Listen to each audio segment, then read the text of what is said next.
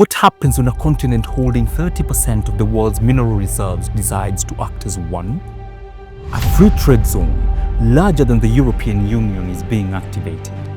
Mega projects linking the continents by road and rail for the first time in history. We will show you the hidden plan and the shocking numbers behind this transformation. This is the story of how a unified Africa could rise to dominate the 21st century and becoming the world's biggest threat to the status quo. The continent is home to an almost unbelievable amount of wealth. We're talking about 30% of the entire planet's mineral reserves. That includes 90% of all platinum, 70% of all cobalt, the stuff that powers your phone and electric car, and 40% of the world's gold. The total value is in the tens of trillions of dollars, a figure so large it's hard to even imagine. Yet, despite this incredible treasure chest, the continent is hemorrhaging money. In a single recent year, Africa received about $190 billion in things like aid and investment, a staggering $587 billion flowed right back out. This isn't just a small gap, it's a financial black hole. And a huge chunk of this, around $90 billion, is lost in what experts call illicit financial flows, shady deals, tax avoidance, and outright corruption that funnels a nation's wealth into offshore accounts. Its value explodes to over $2,000 per ton, and the vast majority of the profit is made somewhere else. This happens with everything, from cocoa beans to cobalt. And the continent does the hard work of extraction, while others reap the lion's share of the reward. But not all things are what they seem, because it isn't just about the numbers on a spreadsheet. This financial haste has a devastating human cost. And for instance, in many parts of sub-Saharan Africa, there is only one doctor for every 10,000 people. To put that into perspective, in Europe, that number is closer to 40 doctors for every 10,000. The missing money is the difference between a child having access to a doctor or not. What many have overlooked is how this impacts education. This financial drain is the single biggest obstacle to Africa's development. It starves countries of the money needed for schools, hospitals, and roads. It's why the continent with 65% of the world's uncultivatable arable land still faces food insecurity, and why a place with 60% of the globe's best solar resources has over 600 million people without reliable electricity. Kwame Nkrumah, the first president of Ghana.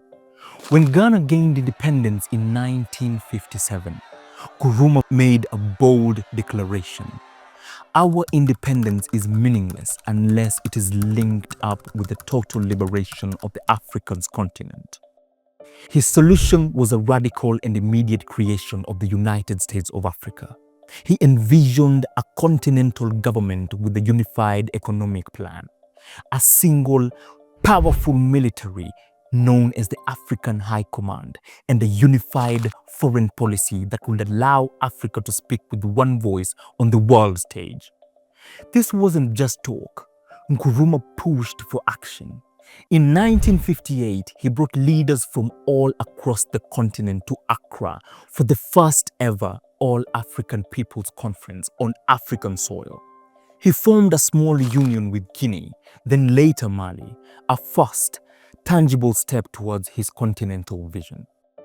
This clash of ideas led to a historic compromise in 1963, the Organization of African Unity, or OAU. It was a victory for national sovereignty, not continental unity. Its founding charter enshrined the principle of non-interference, which meant it couldn't step in to solve problems within its member states. It successfully helped end the colonial rule, but it was powerless against internal conflict and corruption. The dream of a superstate was put on hold. To put it mildly, the OAU's core principle of non-interference quickly became its fatal flaw. And in practice, it turned the organization into what critics called a dictator's club. It meant that when brutal regimes took power, the rest of Africa was forced to look the other way. When despots like Idi Amin in Uganda and Jean Bedele Bokassa in the Central African Republic carried out horrific acts against their own people, the OAU was structurally powerless to intervene. The OAU, born from a dream of unity, had unintentionally helped to preserve the division that made true unity impossible. But a dream deferred is not a dream denied. If you want to see the new United States of Africa, don't look for a new flag or a central government. Look at the ground. Look at the massive ribbons of asphalt and steel that are stitching the continent together. The modern Pan-African dream is being built not with political speeches, but with concrete, cranes, and fiber optic cables. Africa has a massive infrastructural gap, a deficit that costs the continent 2% in economic growth every single year and slashes productivity by up to 40%. The cost of this gap is estimated to be as high as $170 billion annually. But now, mega projects are starting to close this gap. Take the North-South corridor. This isn't just a road.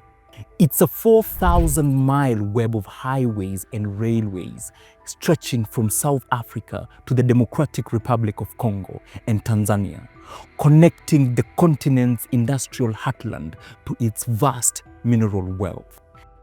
A $25 billion project to build a new port in Kenya and connect it to Ethiopia and South Sudan with highways, pipelines, and rails. It's designed to completely rewire the economic map of the region.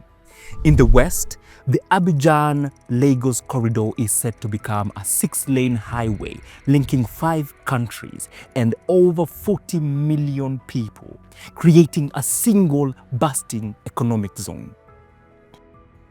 Launched in 2019, the AfCFTA aims to create the largest trade area in the world by population. By 2030, it will be a single market of 1.7 billion people with a combined spending power of nearly $7 trillion.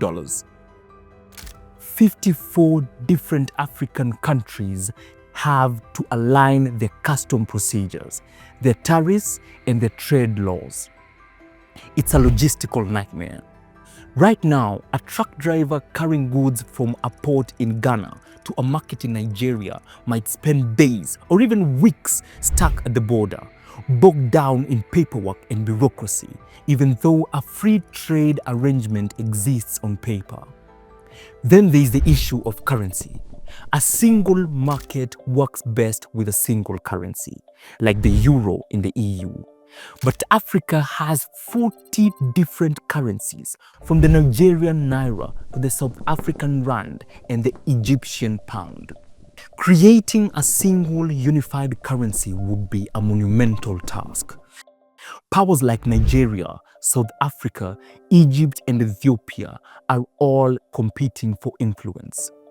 Each one wants to be the dominant hub in its region, and they may be unwilling to give up their power for the sake of continental vision that could diminish their importance.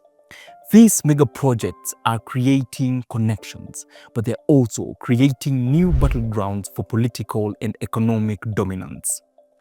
The United States, China, and the European Union are all competing for influence, offering billions in loans and investment.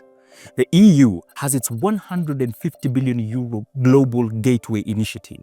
China has its Belt and Road Initiative, which has already financed a huge amount of Africa's investment. And the US is pushing its own investment programs. And for the first time, African leaders are in a position of power, able to play these global giants off against each other to get the best deals. So by 2050, Africa will be home to 2.5 billion people. 1/3 of all young people on the planet will live there. This demographic dividend represents the largest workforce in human history, a source of immense economic and creative power. And that is food. What many people don't know is that Africa holds an estimated 65% of the world's uncultivated arable land. As climate change and soil degradation threatens food production in other parts of the world, a unified and developed Africa could become the planet's breadbasket. Instead of building expensive continent-spanning road network, they could pioneer commercial drone logistics on a massive scale. Instead of relying on centralized power grids, they could become the world leader in decentralized solar power microgrids. Militarily, the old dream of an African high command could be reborn. While a single army is still a distant vision, increased economic and political cooperation could lead a powerful, unified security doctrine. A continent that no longer needs to spend its resources fighting internal conflict could project power globally, securing its trade routes and defending its interest. The continent's strategic location, controlling vital shipping lanes in the Atlantic, the Indian Ocean, and the Mediterranean, will make it a dominant force in global logistics.